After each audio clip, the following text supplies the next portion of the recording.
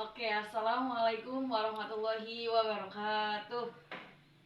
Alhamdulillahirabbil alamin wa bihi nasta'in wa ala umuri dunya waddin wassalatu wassalamu ala asrofil anbiya'i wal mursalin sayyidina wa maulana Muhammadin wa ala alihi wa sahbihi ajmain, amma ba'du. Pertama-tama yang paling utama kita panjatkan puja dan puji syukur kepada Sang Ilahi Robbi yang mana telah memberikan kita beribu-ribu macam nikmat, tiga diantaranya nikmat iman, nikmat Islam, serta nikmat sehat walafiat, sehingga kita dapat berkumpul dan bermuajah di video yang insya Allah dirahmati oleh Allah Subhanahu wa Ta'ala.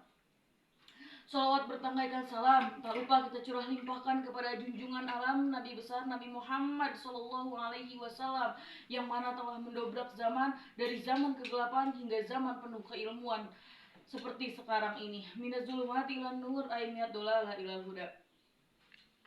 Izinkan saya untuk sedikit berbicara mengenai nilai yang positif bagi kehidupan kita, yaitu ikhlas. Ikhlas adalah sikap tulus untuk melakukan sesuatu tanpa mengharapkan imbalan dan juga mengharapkan pujian dari orang lain. Mengapa ikhlas begitu penting para sahabat? Ya justru penting. Ikhlas itu adalah mengharapkan sesuatu, hanya mengharapkan ridho Allah Subhanahu wa Ta'ala. Kita melakukan perbuatan tanpa mengharapkan pujian dari orang lain dan juga tanpa mengharapkan imbalan dari orang lain.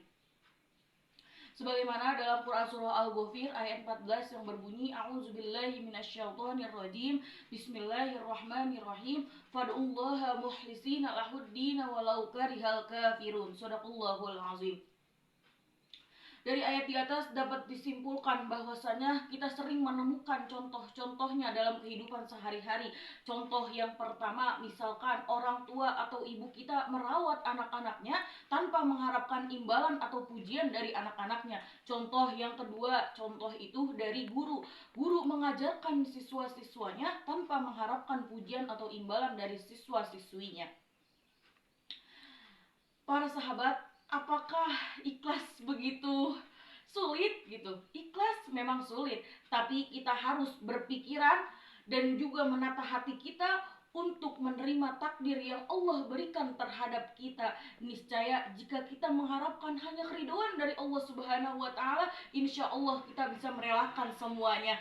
Ikhlas memang sulit. Kalau misalkan orang berbicara tentang ikhlas memang gampang, tapi menjalankannya itu tidak mudah para sahabat. Maka dari itu kita kalau misalkan dikata ikhlas itu kita belum ikhlas, karena tingkatan ikhlas sangat tinggi. Jadi yang bisa disebut dengan ikhlas baru sinian kita itu adalah rela, bukan ikhlas. Jadi merelakan sesuatu yang bukan takdir kita, hanya mengharapkan ridho dari Allah Subhanahu wa Ta'ala.